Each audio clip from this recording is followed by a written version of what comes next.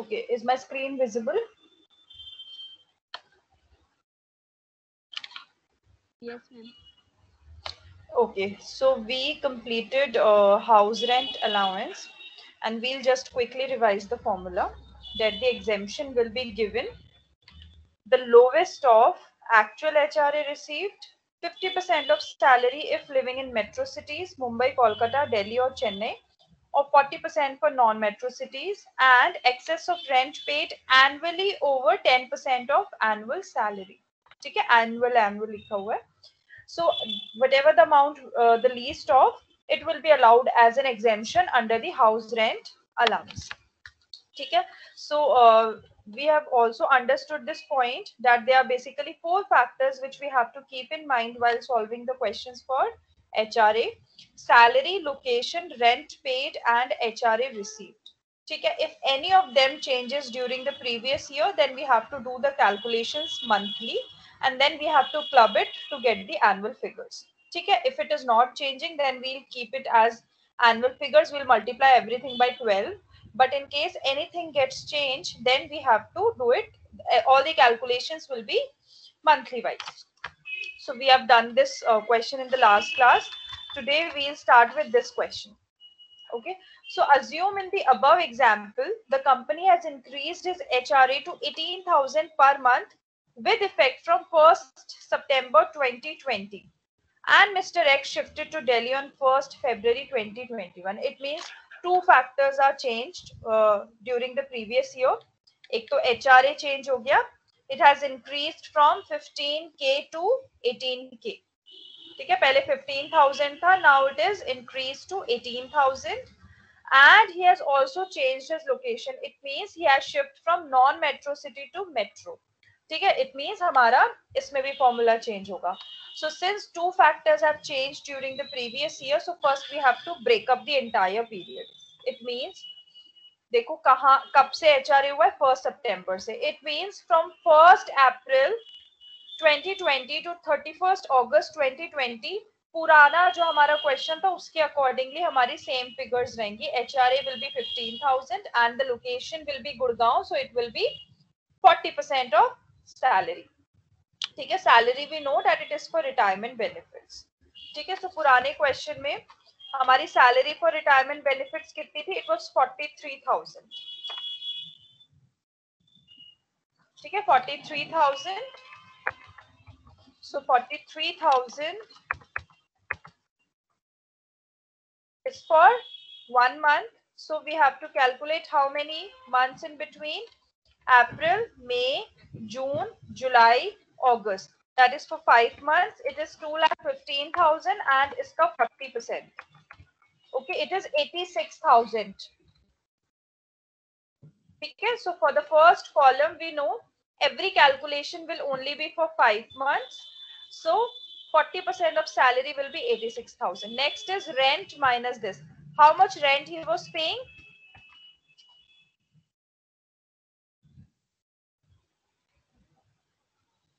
He gets this 10,000 per month. So he was paying rent 10,000 per month. So for 5 months, it will be 50,000. 50,000 minus 10% of SRB. SRB हमारा कितना था?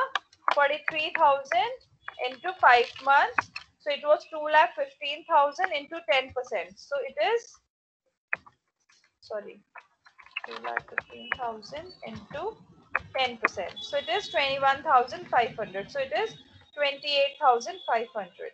And actual is 15,000. So 15,000 into 5, 75,000. ठीक है, so we have calculated for this period. Similarly we have to calculate for this period. इस period में क्या हुआ? HRA has been increased to 18,000 per month with effect from 1st September. So उसके बाद next factor has changed on 1st February. It means 31st January तक it will remain same. So from 1st September to 31st January will be our next period. That will again be for 5 months. उस 5 months में actual HRA received will be 18,000 into 5 now because it has been increased. So it is 18,000 into 5. Then again 10% minus SRB. Your salary has not changed, so it will remain same as 43,000. So 43,000 into 5 is 2,15,000. Uska 10% is 21,500. Rent जो है वो भी change नहीं हुआ, it is 10,000 only, so 10,000 into 5, 50,000. So 50 minus this, it will remain same. It is 28,500. Again, the location is still Gurgaon because it has been changed on 1st February. So till 31st January, it was Gurgaon only 40%. So it will remain same. 43,000 for 5 months. Uska फिर 40%. ठीक है, so this is for second period. Now for the remaining third period, that is from 1st February to 31st March, it is for 2 months. उस 2 months में actual HRA is 18,000 into 2, 36,000. Then rent minus 10% of SRB, that is rent is 10,000 into 2, that is 20,000, or SRB 8,600. So you can calculate 43,000 for 2 months into 10%. So 8,600. Now it will be 50% of salary since the location is shifted to Delhi. So salary for 2 months is 43,000 for 2 months into 50%. It is 43,000. Okay, so after calculating all these things, what will you do? You will club it to make it as an annual figure. ऐसा नहीं होगा कि period wise you will choose the least of. Instead, you will club everything. अब आपको annual करना है. So actual HRA received will be 75,000 plus 90,000 plus 36,000. ये सारी figures आपको अब club करनी है. ठीक है, ये जो है add करनी है क्योंकि अब आपको annual figure बनाना है. Annual HRA received. ठीक है, annual rent minus 10% of annual salary for retirement benefit. So इनको अब ऐड करना है. ठीक है, और उसके बाद 50% और 40% ऑफ सैलरी जो भी है इन तीनों फिगर्स को ऐड करना है. So you have to add all these figures to make it as an annual figure. उसके बाद you will choose the least one which is 68,400. So from actual HRA received, that is this 2,01,000, the least amount, that is 68,400, will be exempted. So 1,32,600 will be chargeable to tax under the head salary. Clear है ये सबको? Anyone having any doubt in this question? अगर कभी भी कोई भी इन चार में से कोई भी फैक्टर चेंज होगा, इसका मतलब अब आपको मंथली कैलकुलेशंस करनी है और उसके बाद you have to club them to get the annual figures. अगर कोई भी फैक्टर चेंज होता है इन चार में से during the previous year.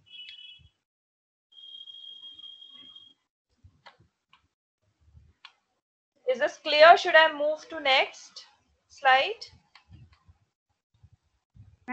Please re-explain it. Sorry, what are you saying, beta? Re-explain it.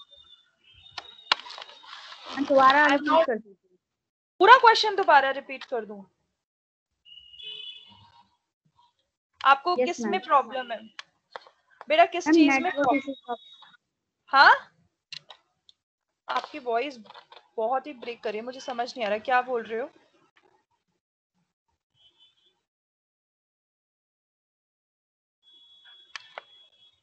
I can't hear you, beta. What are you saying?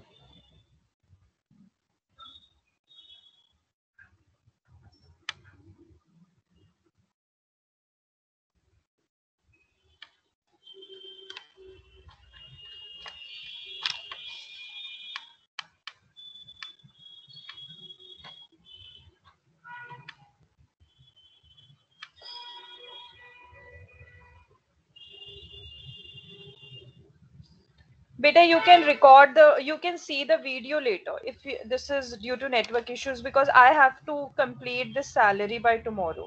I can't repeat the entire question. Okay, you can see the video.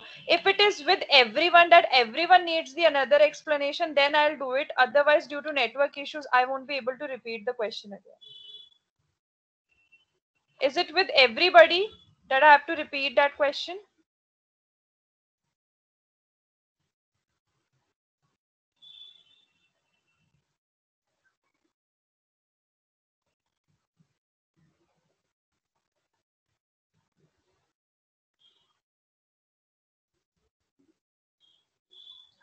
I am asking the rest of the class, can you please speak up and tell me, should I repeat this question?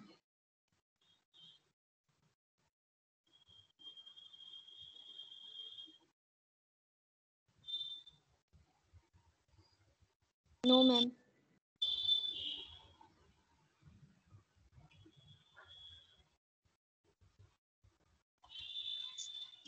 Ma'am बोलो। Permissions नहीं है उसके recordings पर। मैं देख रहा था तो उस पे था कि टॉक टू ऑर्गेनाइजर। क्या नहीं है बेटा? परमिशन एक्सेस नहीं है रिकॉर्डिंग्स का, वो चल नहीं रही। बेटा यूट्यूब पे देख लेना, यहाँ पे MS टीम्स वाली नहीं चलती है। Okay.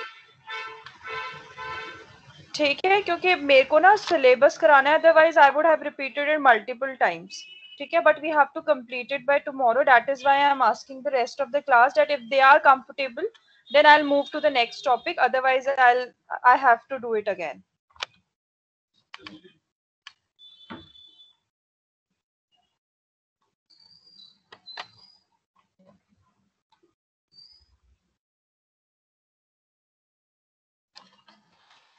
Okay, next one is special allowances.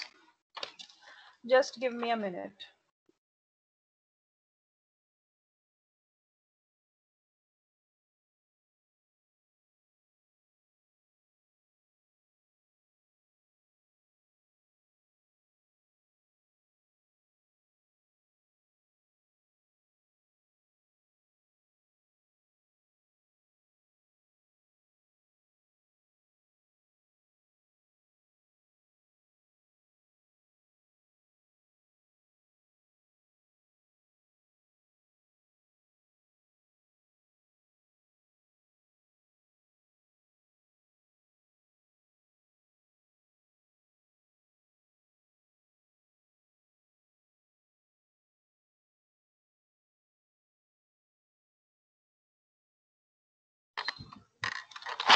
Okay, special allowances.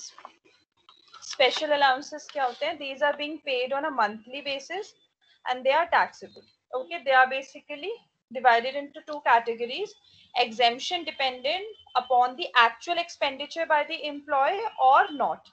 ठीक है, some of the special expenses are such which are totally dependent upon how much the employee has actually spent that particular allowance. ठीक है, और किसी किसी categories में it does not depend. So we'll discuss all the categories now. So the following allowances are exempt under section 10 subsection 14 to the extent the amount is utilized for the specified purpose for which the allowance is received. In the cases given below, the amount of exemption will be the amount of allowance or the amount utilized for the specific purpose for which allowance is given, whichever is lower. इसका मतलब जो allowance मिला है और जितना खर्चा हुआ है उसका जो भी अमाउंट लोअर होगा इट विल बी एग्जेम्प्टेड. ठीक है, अभी हम करेंगे डिटेल वाइज, बट वो जितने भी अलाउंसेस होते हैं उनकी कैटेगरी का जो एग्जेम्पशन होता है वो इसी फॉर्मूला के बेस पे होता है कि कितना अलाउंस दिया है कंपनी ने और कितना आपने उस अलाउंस की वजह से एक्सपेंस आपका लगा है, जो भी लोअर अमाउंट होगा. ठीक है, so these are those 6 special allowances जिसमें amount of expenditure is actually taken into consideration. ठीक है, कौन कौन से? Travelling allowance, conveyance allowance, daily allowance, helper allowance, research allowance and uniform allowance. ठीक है, traveling allowance, it's any allowance granted to meet the cost of travel on tour or on transfer, including any sum paid in connection with transfer, packing and transportation of personal effects on such transfer. तो कोई भी cost of travel, ठीक है, किसी भी connection से अगर कोई ट्रैवल हो रहा है या कोई ट्रांसफर हो रहा है एम्प्लॉय का, जो भी वो अलाउंस मिल रहा है that is known as travelling allowance और ट्रांसफर अलाउंस. ठीक है, इसमें हमें कैसे कैलकुलेशन करना है? The actual allowance received and the amount of expenditure which is incurred by the employee, whichever is lower. ठीक है, तो ये हो गया एक ट्रैवलिंग अलाउंस. एक होता है कन्वेंस अलाउंस. कन्वेंस अलाउंस क्या होता है? Which is given to the employee in order to let him perform his official duties. So it is basically usually it is given as a commuting allowance कि अपने घर से office तक आ जाए, office से घर तक आ जाए, तो एक कन्वेंस अलाउंस होता है। इसमें भी हमारा फॉर्मूला वही लगेगा कि एक्चुअल में कितना अलाउंस मिला और उसका खर्चा कितना हुआ है, whichever is lower. Then comes daily allowance. ठीक है, काफी बार क्या होता है डेली अलाउंसेस भी दिए जाते हैं। ये यूजुअली तब दिए जाते हैं, फॉर एग्जाम्पल एक एम्प्लॉय को किसी फॉर एग्जाम्पल किसी एजुकेशन इंस्टीट्यूट में कुछ कोर्स करने के लिए भेजा है, फॉर एग्जाम्पल 1 वीक के लिए भेजा है लंदन में। ठीक है, अब वहां पे since the cost of living there is very high, तो क्या होता है गवर्नमेंट गवर्नमेंट कह रही हूँ, the employer gives them daily allowance to meet their daily expenses. ठीक है, कोर्स की जो कोर्स की फी होती है वो तो एम्प्लॉयर बेयर करता ही है, but at the same time वो डेली अलाउंसेस भी देता है एम्प्लॉय को, रहना वहना सब वो उसका बेयर करता है। और जो उसकी कॉस्ट ऑफ लिविंग है, मतलब एक दिन का जो उसको वहां पे जरूरत पड़ेगी, उसका अलाउंस भी देता है डेली। ठीक है, सो वो अलाउंस जो मिलता है that is also taxable in the hands of employee on the basis of that formula, actual allowance received or actual expenditure incurred by the employee whichever is lower। एक होता है हेल्पर अलाउंस। ठीक है, ये भी अलाउंस दिया जाता है एम्प्लॉय को कि उसकी जो भी अगर उसको किसी हेल्पर की रिक्वायरमेंट है और उसने किसी को रख रखा है, उसकी सैलरी वगैरह पे करता है, तो एम्प्लॉयर क्या करता है उसको एक अलाउंस दे देता है उसकी वो एक्सपेंडिचर्स मीट करने के लिए। सो उस केस में भी फॉर्मूले से हमें टैक्सेबल अलाउंस कैलकुलेट करना है। Then research allowance, this is for granted to employees for encouraging the academic research and other professional pursuits.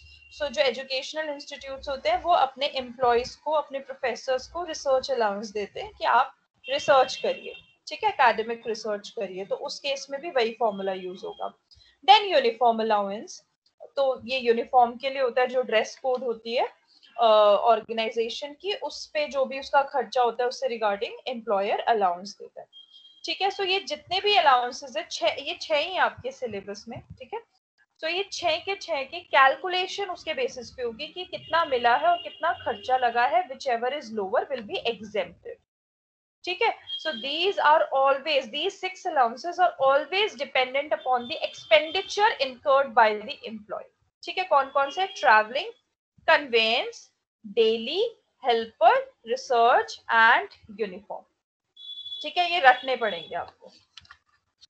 फिर आते हैं allowances, special allowances which does not depend upon the expenditure. ठीक है, उसमें कोई लेना देना नहीं है एक्सपेंडिचर का। उसमें क्या है, इनकम टैक्स एक्ट के कुछ रूल्स हैं, उन रूल्स के अकॉर्डिंगली ही वो कैलकुलेट होते हैं, एग्जेम्पशन लिमिट कैलकुलेट होती है। इसमें आपको उसका एक्चुअल का खर्चा नहीं देखना है, एक्चुअल एक्सपेंडिचर। इंस्टेड आप क्या करोगे, rule 2BB of the income tax act 1961 को फॉलो करोगे। ठीक है, तो उस केस में फॉर्मूला क्या होता है, the amount of allowance, the amount specified under rule 2BB whichever is lower. ठीक है, उनमें क्या था कि the amount of expenditure incurred by the employee, इसमें क्या है, you have to refer to the rule 2BB। ठीक है, उसके accordingly you have to calculate the exemption limit. ठीक है, तो सबसे पहला है चिल्ड्रन एजुकेशन अलाउंस। तो चिल्ड्रन एजुकेशन अलाउंस में ये सारा ना अब रूल 2BB के बारे में बात हो रही है। ठीक है, तो उसमें चिल्ड्रन एजुकेशन अलाउंस का maximum assumption is ₹200 per month per child for maximum of 2 children while the excess is taxable। ठीक है, तो हमें कितनी मिलेगी एग्जेम्पशन, ₹100 पर मंथ पर child for maximum of 2 children। ठीक है, this is the exemption which is written। then hostel allowance। ठीक है, अगर कोई हॉस्टल अलाउंस है, मतलब कोई बच्चा है जो हॉस्टल में रहता है, सो उससे रिगार्डिंग एम्प्लॉयर अगर हॉस्टल अलाउंस दे रहा है, तो उसका रूल 2BB में कितना एग्जेम्पशन लिखा है, the maximum exemption is ₹300 per month per child for maximum of 2 children, excess is taxable. अब ये जो अमाउंट्स है ना, these you have to learn. ठीक है, इनकी कोई पीछे की कोई कोई अंडरस्टैंडिंग नहीं है कि ऐसा क्यों है, this is by the income tax act only. Otherwise आज के टाइम पे जब एजुकेशन इतनी एक्सपेंसिव है, फिर भी ये एग्जाम सिर्फ ₹100 पर मंथ हो रही है। अब ना गवर्नमेंट एजुकेशन भी इतनी सस्ती नहीं है, but still it is not being updated yet, so it is 100 only. Hostel is 300. Underground allowance. So sometimes what happens if the employees are there, employed they are working in underground mines. अगर उनका कोई ऐसा काम है और उनको कोई भी ऐसा अलाउंस मिल रहा है तो maximum exemption is ₹800 per month. ठीक है, सो अंडरग्राउंड अलाउंस में इट इज 800 पर मंथ. Then transport allowance. अब देखो डिफरेंस है, एक ये चीज देखना बहुत ध्यान से और एक चीज ये देखना, ट्रैवलिंग. ठीक है, बच्चे बहुत कंफ्यूज होते हैं ट्रैवलिंग, ट्रांसफर और ट्रांसपोर्ट में. हमेशा याद रखना कि ट्रैवलिंग वाला जो अलाउंस है this is dependent upon the expenditure, और जहां पे ट्रांसपोर्ट अलाउंस आ गया उस केस में it depends upon rule 2BB. ये वर्ड्स का खेल है, बस कंफ्यूज मत होना, रट लेना. ठीक है, कि ट्रांसपोर्ट अलाउंस 2BB के अकॉर्डिंग होगा, ट्रैवलिंग होगा अमाउंट ऑफ एक्सपेंडिचर. ठीक है, so this is also the same, that it is to give given to the employees to meet his expenditure for the purpose of commuting between the place of his residence to the place of his duty. The maximum exemption is rupees 300 to 3,200 per month in case of handicap. ठीक है, handicap employees के लिए है सिर्फ either blind, deaf, dumb और orthopedically handicapped employee. इसका मतलब for the rest of the employee class it is always taxable. मतलब ट्रांसपोर्ट अलाउंस अगर मिल रहा है तो for except the handicap it is always fully taxable as per rule 2BB. कोई एग्जेम्पशन ही नहीं है. ठीक है, और अगर हैंडीकैप है तो maximum assumption is ₹3,200 per month. Then tribal area, schedule area allowances. These allowances are given to employees who are living in hilly areas, scheduled areas and agency areas. It is available in Madhya Pradesh, Uttar Pradesh, Karnataka, Odisha, Assam, Tamil Nadu, West Bengal, Bihar and Tripura. The maximum exemption is ₹200 per month. Excess is taxable. Okay, it is not very important from your examination point of view, but just keep a note of it. कि अगर कोई भी tribal area allowance या कोई schedule area allowance मिल रहा है तो maximum exemption is ₹200 per month. Then outstation allowance. It is usually given by railways, roadways and airways to their employees in lieu of daily allowances. ठीक है, क्योंकि जो ट्रैवलिंग इंडस्ट्रीज में होते हैं वहां के एम्प्लॉयज को बहुत बारी they have to stay in different states, तो वहां पे क्या होता है आउट स्टेशन अलाउंस देता है उनका एम्प्लॉयर. सो उसके एग्जेम्पशन का एक फॉर्मूला है, exempt to the least of 70% of allowance or ₹10,000 per month whichever is least. ठीक है, इसमें फॉर्मूला है. अभी तक हम एक एक एग्जेम्पशन कर रहे थे. एक आउट स्टेशन अलाउंस एक ऐसा है जिसमें एक फॉर्मूला लगेगा, exempt to the least of 70% of allowance or ₹10,000 per month whichever is lower. But there is an important note here that employee is getting daily allowances and also the outstation allowances, then daily allowances will be exempt from tax and outstation allowance will be fully taxable. अगर किसी भी question में daily भी है और outstation भी है तो it means daily will be exempted and outstation allowance will be fully taxable. And in case the employee is not the employee of transport organization, then outstation allowance received by him will be fully taxable. So this formula, the exemption is only for the employees who are employed by the transport organizations. ठीक है, if these are not transport organizations then it is fully taxable, there is no exemption. ठीक है, क्योंकि देखो ना purpose ही क्या है, purpose ये है कि पता है कि जो ट्रांसपोर्ट ऑर्गेनाइजेशंस होती है उनके एम्प्लॉयज को बहुत बारी आउटस्टेशन रहना पड़ता है, इसलिए उनको एग्जेम्पशन दी है. For the normal employees, when it is not required, so if any kind of outstation allowance is given by the employer, it will be fully taxable. कोई exemption नहीं मिलेगी. ठीक है. Next is island duty allowances. These are granted to members of armed forces for performance of duties in Andaman and Nicobar Islands and Lakshadweep group of islands. और इसमें maximum exemption is rupees 3,250 per month. ठीक है, this is also not very important from your examination point of view. ठीक है, these are usually for armed forces. आपके में normal salaried people के normal questions आएंगे, ऐसे questions नहीं आएंगे, but still अगर ऐसा कुछ आ जाता है, कोई भी 1 mark question या किसी में आ जाता है, so just keep a note of it. ठीक है, so maximum exemption is rupees 3,250 per month. ठीक है, so if we revise it again, children का 100 per month per child for maximum of 2 children. Hostel is 300 per month per child for maximum of 2 children. Underground is 800 per month. Transport only in case of handicap, that is 3,200 per month. Tribal schedule area is 200 per month. Outstation only for the employees of transport organizations. Exempt to the least of 70% of allowance or rupees 10,000 per month. Island duty allowance is only for the armed forces for performance of duties in Andaman and Nicobar Islands and Lakshadweep group of islands. The maximum exemption is rupees 3,250 per month. Okay, let's do question now. Mr. X is in receipt of the following allowances from his employer during previous year 2021. First is basic salary is rupees 15,000 per month. ठीक है, so कितना amount taxable होगा इसका under the head salary? 1,80,000. 1,80,000. ठीक है, 1,80,000. Then this dearness allowance is rupees 6,000 per month, out of which 60% is for retirement benefits. तो कितना होगा salary में DA? 72,000. 72,000. ठीक है, retirement benefits का तो सिर्फ calculations में काम आता है. It will be entirely 72,000. HRA is rupees 6,000 per month and actual rent paid for the house in Delhi is rupees 7,000 per month. जल्दी इसको सॉल्व करो और मुझे बताओ कितना एग्जेम्पशन मिलेगा. Try it yourself. जब करोगे ना खुद कोशिश तभी समझ में आएगा.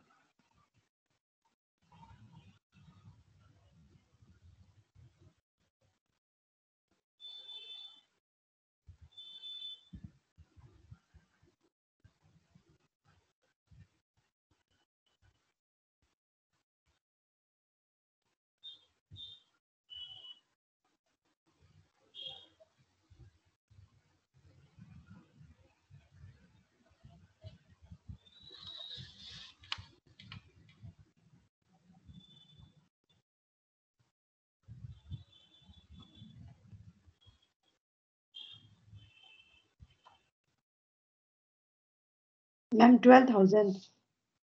12,000 एग्जेम्प्ट हो रहा है. मैम इसका डिफरेंस आ रहा है दोनों का. एग्जेम्प्ट कितना हो रहा है?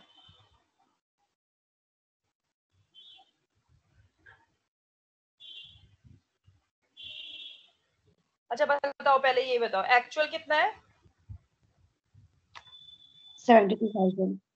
72,000. 6,000 into 12, 72,000. Rent paid 84,000. 84,000.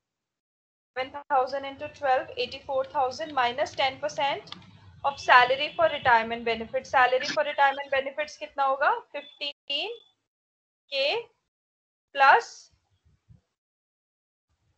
60% for retirement benefits है ना TA का, so it will be 3,600, right? So it will be 18,600 will be salary for retirement benefits. इसका 10% will be 1,860, right? नहीं, it will be for entire year ना. So 18,600 for 12 months और इसका 10% is 22,320. और किसमें से माइनस होगा? 84,000 7,000 into 12 will be the rent paid. So 84,000 में से minus होगा. So it will be 61,680. ये समझ में आ गया सबको?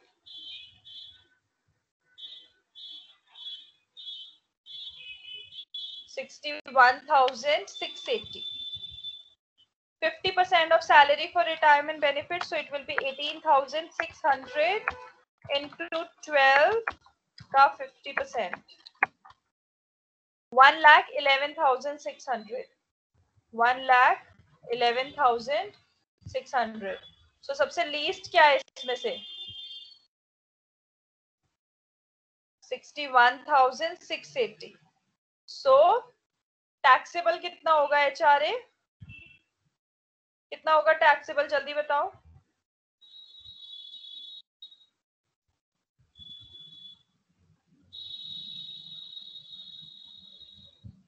How much HRA will be taxable?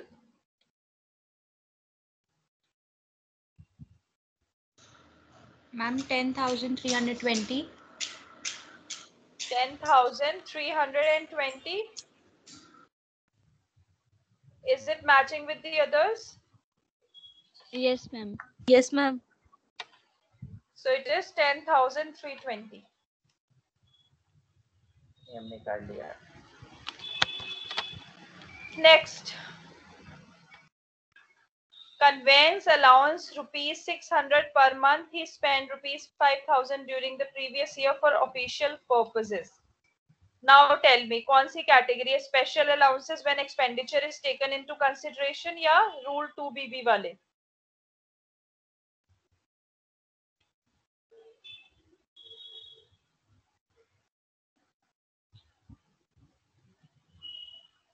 Ma'am जिसमें एक्सपेंडिचर कंसीडर करते हैं.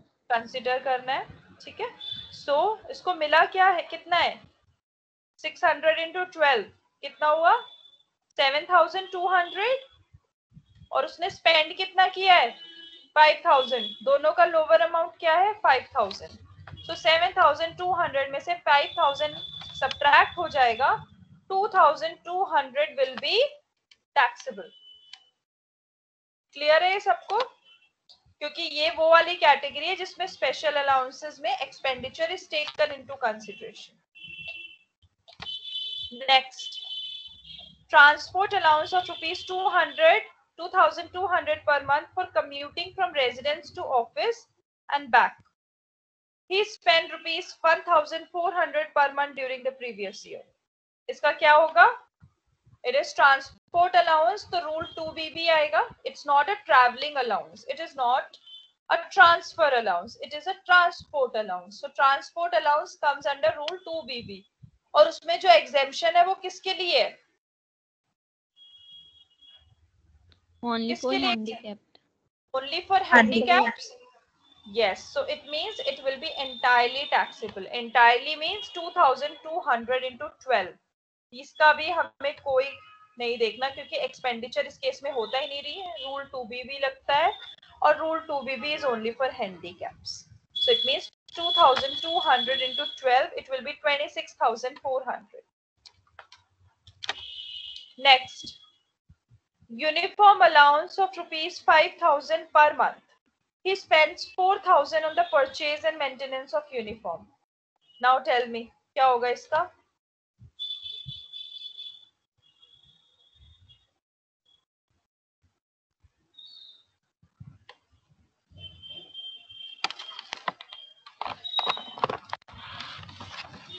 Allowance is 5,000 and he has spent 4,000 on the purchase of and maintenance of uniform. How much will be taxable? Ma'am, 4,000 will be taxable. Ma'am, 1,000. 1,000 will be taxable and 4,000 will be exempted because uniform allowance उन 6 allowances में से है जिसमें expenditure का जो भी expenditure होता है उसको account में किया जाता है. So 5,000 minus 4,000. Education and hostel expenditure allowance of ₹4,000 per month per child for 3 children. इसका exemption बताओ मुझे. मैम बस 2 चिल्ड्रंस के लिए मिलेगा और एजुकेशन 100 मिलेगा, हॉस्टल 300 मिलेगा, यानी कि 400 पर मंथ मिलेगा 2 चिल्ड्रन के लिए। Very good. So education के लिए exemption is 100 and for hostel it is 300. Maximum of 2 children. So दोनों multiply होंगे 2 से and then for 12 months. ठीक है, it will be for 12 months. Similarly 300 will also be multiplied with 2 for 12 months. फिर आप इन सबको ऐड कर लोगे, this will be exempted. कितना होगा?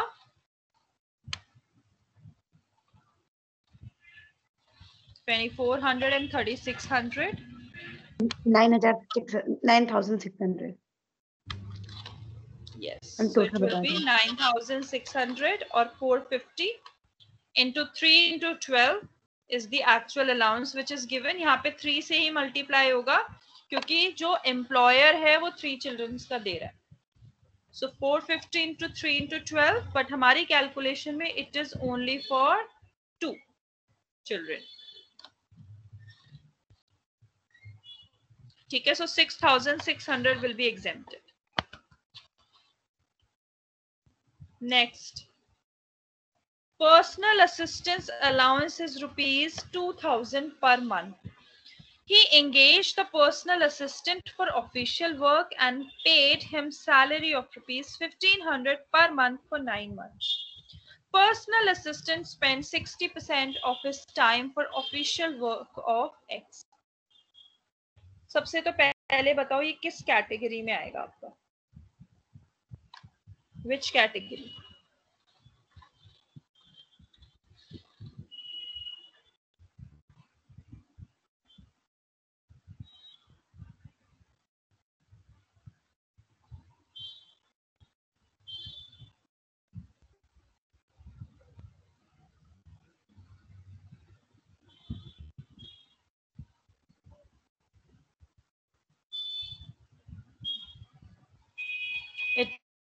It is helper allowance.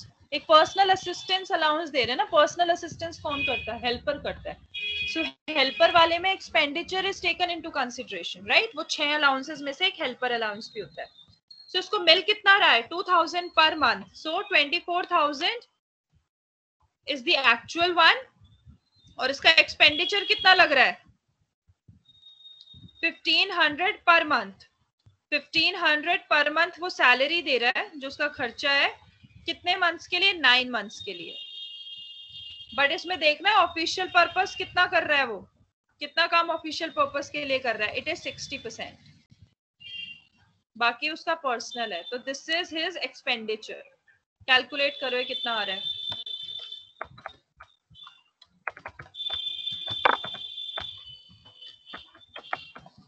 $8,100. So 8,100 will be exempted. This is the least of these two. So 8,100 will be exempted. ठीक है, this is exempted 15,900. Next one. Medical allowance is rupees.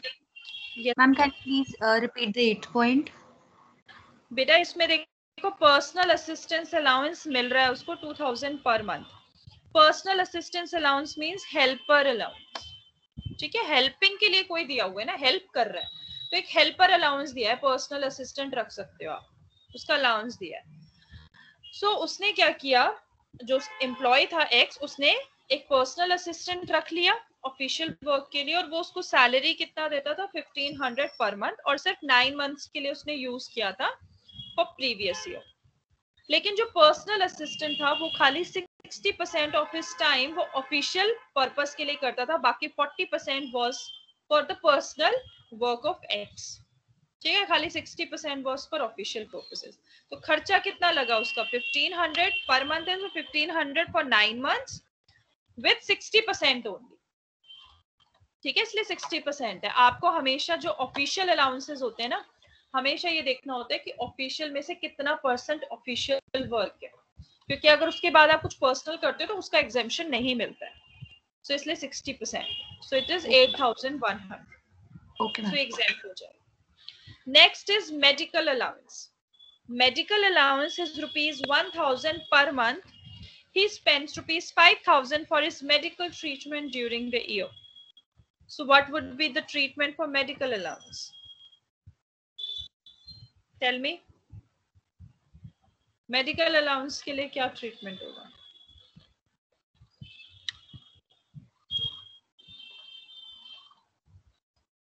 बताओ.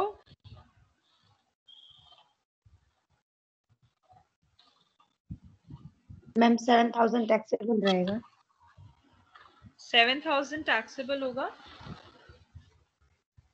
और किसी को कुछ बताना है?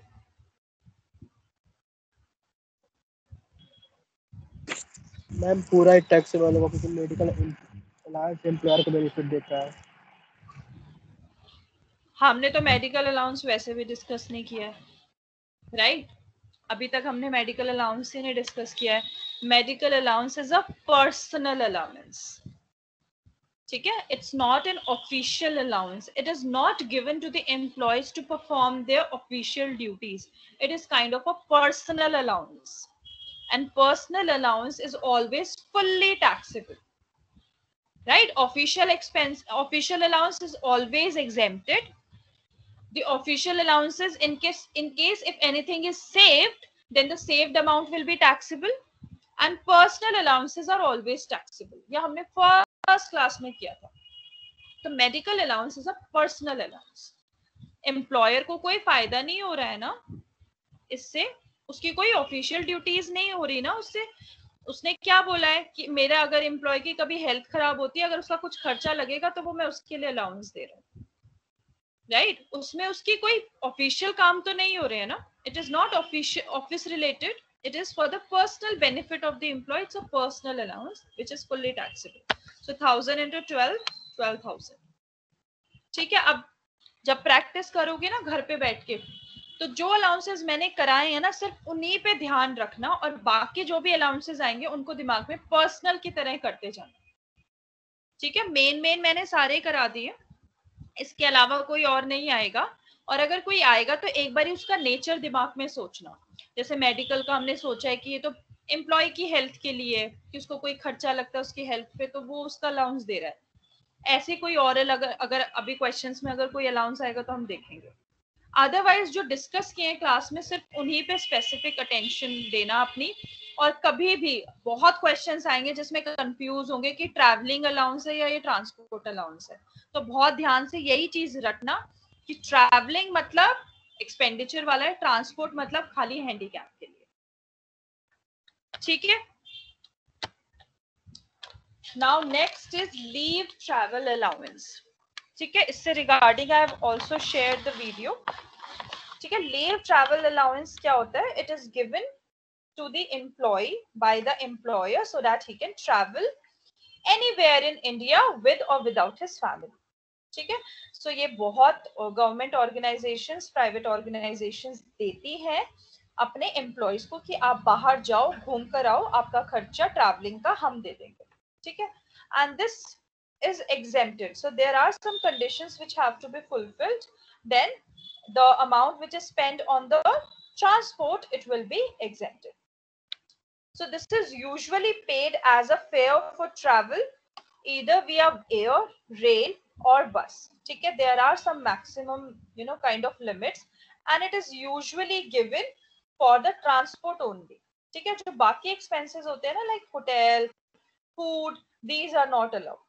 ठीक है, एंड दिस इज यूजुअली क्या होता है कि ब्लॉक्स में चलता है. जैसे this is for government organisations basically, और जो एग्जेम्पशंस है this is also for government only. Blocks चलते 4-4 साल के. ठीक है, और उसमें मैक्सिमम 2 बारी आप एलटीए पे एग्जेम्पशन ले सकते हो. ठीक है, तो 2 मतलब आपके 4 कैलेंडर ईयर्स होते हैं, उसमें आप 2 बारी ले लो कभी भी. और अगर आप दोनों बारी नहीं लेते तो वो नेक्स्ट कैलेंडर ईयर में एक ट्रांसफर हो जाती है. दोनों नहीं ट्रांसफर होते, एक ट्रांसफर का भी अलाउड होता है, वो कैरी फॉरवर्ड हो जाती है. ठीक है, इंटरनेशनल पे ये अलाउड नहीं होता. और एक कैलेंडर ईयर में, यहाँ पे देखो इनकम टैक्स वाला ईयर नहीं कह रहे, they are talking about the calendar year, means from 1st January till 31st December. ठीक है, तभी जो अभी करंट ब्लॉक चल रहा है it is 18 to 21. So full calendar year 18, 19, 20 and 21.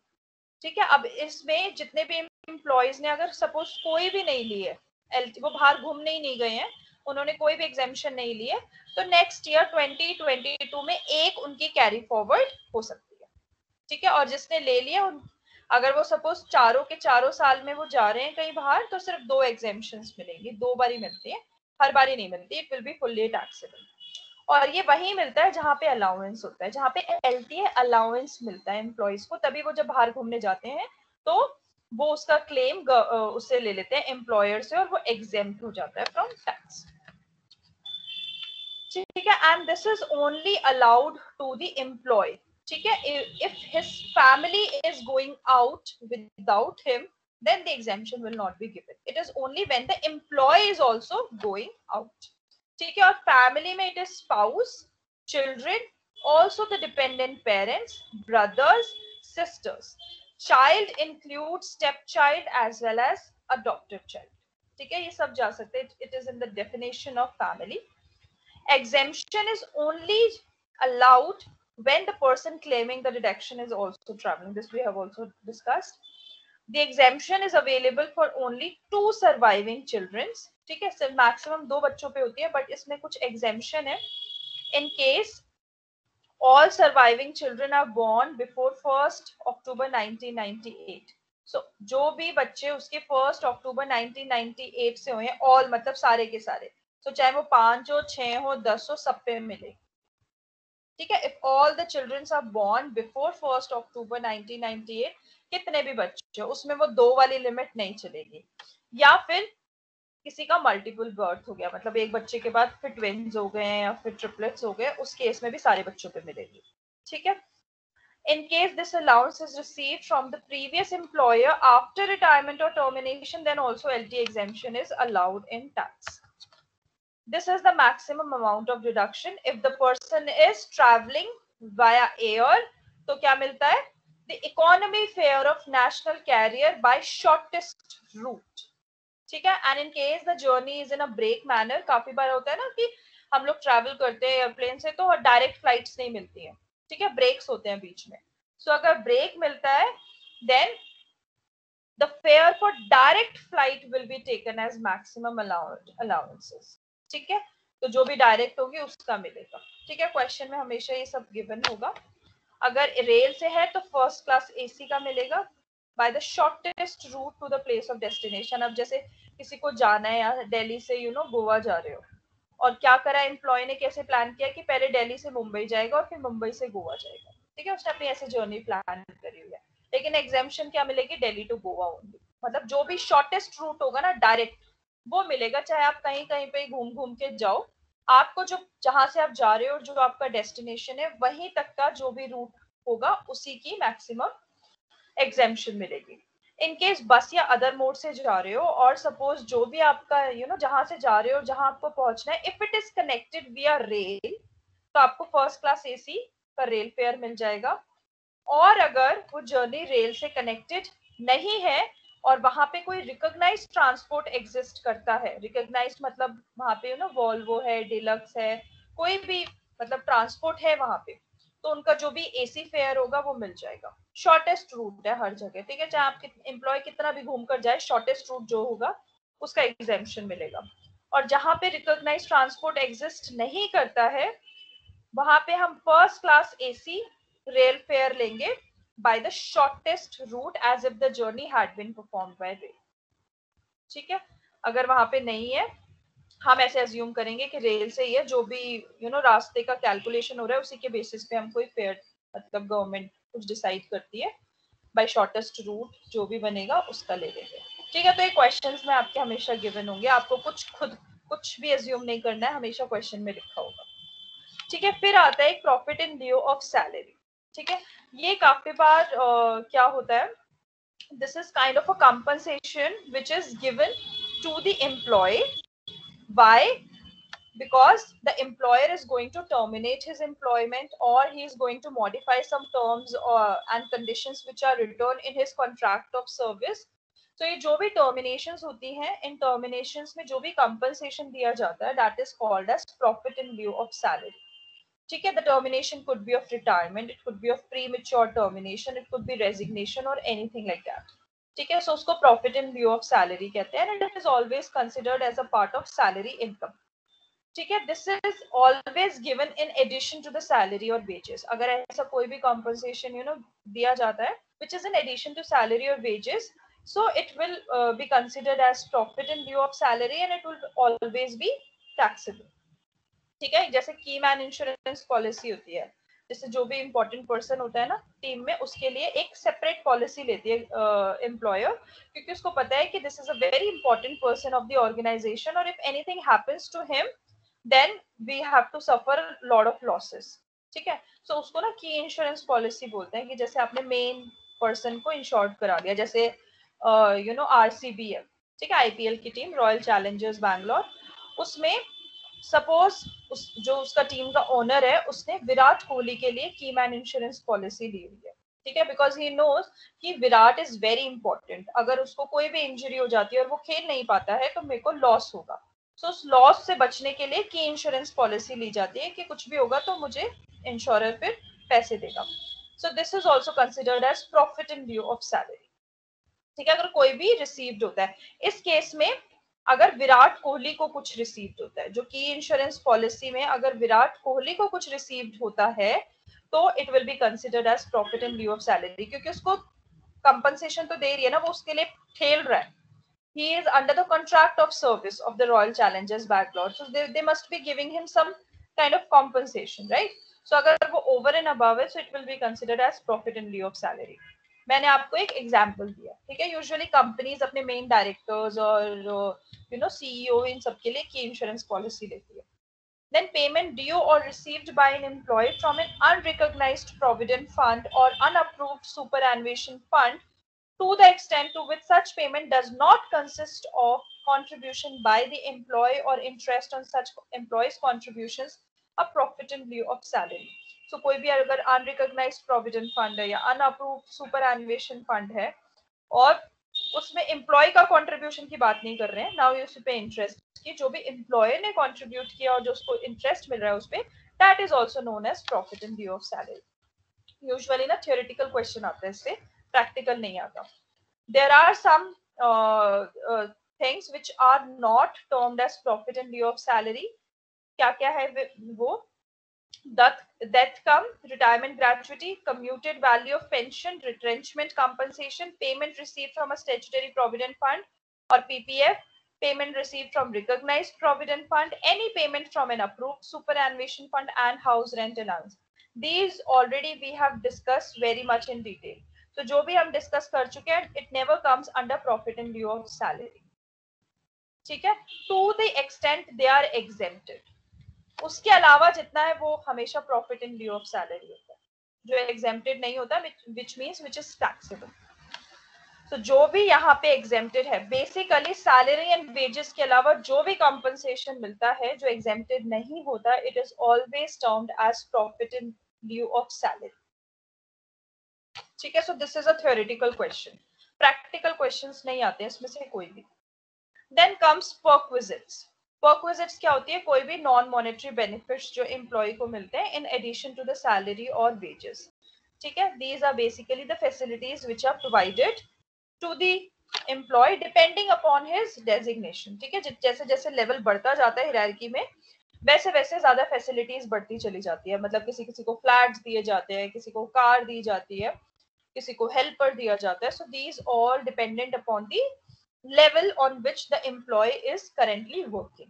ठीक है, and these usually are non monetary benefits. Perks मिल रहे हैं ना, मॉनेटरी भी होते हैं, नॉन मॉनेटरी भी. बट नॉन मॉनेटरी क्या होते हैं? जिसमें हम उसकी वैल्यू डिफाइन नहीं कर सकते. तो इनकम टैक्स में उसको कैसे आपको वैल्यू करना है वो स्टेप्स दिए हुए हैं. मॉनेटरी में तो you know that it is basically the value, whatever the value is given, it is the same. But non-monetary में we know that we have to do the calculations also. ठीक है, in case of monetary perquisites, employer will do expenditure on behalf of his employee and will reimburse the expenses incurred by the employee. जैसे for example helper की कोई दी हुई है, सो employer ने बोला है कि इसकी सैलरी मैं पे कर दूंगा, ठीक है, मतलब एम्प्लॉय पे ही नहीं कर रहा है, द एम्प्लॉयर इज पेइंग, और sometimes what is happening, he is saying कि आप पे कर दो and I will reimburse the amount, so whatever the amount, because amount is there, so you know it's monetary, ठीक है, you direct उसकी value given है. Such expenses are always fully taxable whether the employee is a government or non-government. It means monetary perquisites are always taxable. जो non monetary होते हैं which are facilities in kind, उसका IT rule number 3 में उनकी calculations given है कि उनको आपको कैसे वैल्यू करना है. For example, an employee is having domestic servant working at his residence. Salary of such servant is not paid by the employee, but it is paid by the company where he is employed. The payment by the employee by the employer on behalf of the employee is called as monetary perquisite, and it will be fully taxable.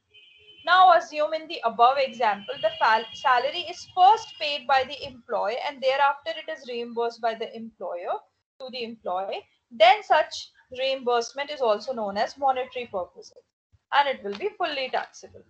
Now suppose an employee is working with ABC Limited and company has provided him a servant for domestic help. In this case, the facility of servant is regarded as a non-monetary perquisite. Why? Because salary word is not there. Who is paying it? How is it paid? How the employee is paying it. कुछ भी नहीं दिया, that means it is the facility in kind. So हमको खुद को calculate करनी है. IT rule number 3 में गिवन है, जहां पे भी पैसा इन्वॉल्व होगा वहां पे मॉनेटरी है, जहां पे पैसा इन्वॉल्व नहीं है बस फैसिलिटी गिवन है, वहां पे हम खुद से कैलकुलेट करेंगे, ठीक है. So these are the perquisites which are defined under section 17 subsection 2. Value of rent-free concessional rent accommodation provided by the employer. Any sum paid by employer in respect of an obligation which was actually payable by the assessee. मतलब अभी I am just reading it out. Then अभी जब हम करेंगे, जब अच्छे से detail में डिस्कस करेंगे. Value of any benefit amenity granted free or at concessional rate to specified employees etc. Yeah, specified में ना we have a certain specified list of the employees. The value of any specified security or sweat equity shares allotted or transferred directly or indirectly by the employer or formal employer free of cost or at concessional rate of the accessee. This is not in your syllabus. Okay, the amount of any contribution to an approved superannuation fund by the employer in respect of the assessee to the extent it exceeds rupees 1 lakh. 1 lakh से ऊपर है तभी it is known as perquisite. The value of any other fringe benefit or amenity as may be prescribed. ठीक है, so these are the definitions which are written. ठीक है, आप लोगों के सिलेबस में कुछ कुछ ही है, सारा हमें इन डिटेल नहीं करना है, हमें सिर्फ ऊपर ऊपर से करना है. ठीक है, so I'll give you a 5 minutes break.